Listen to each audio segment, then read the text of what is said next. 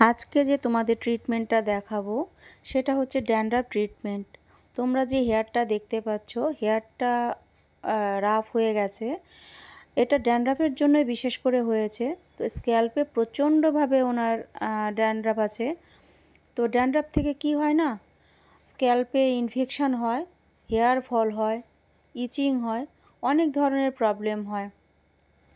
তাই যার মাথাতেই এরকম ধরনের সমস্যা থাকে তার ট্রিটমেন্ট করে নেওয়া উচিত।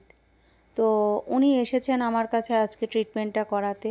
তো তোমরা তো রেজাল্টটা দেখতেই পাচ্ছ, হেয়ার কতটা শাইন করছে, সাথে স্ক্যাল্পটাও ভালো হয়ে গেছে, হেলদি হয়ে গেছে। তো তোমরা যাদেরই এরকম ধরনের কোনো সমস্যা হবে, আমি বলবো প্লিজ একবার আমার পার্লারে এসে ভিজিট করো। তোমরা দেখানোর পর দেখো তোমাদের স্ক্যাল্প কতটা হেলদি হয়, চুলটা ভালো হয়।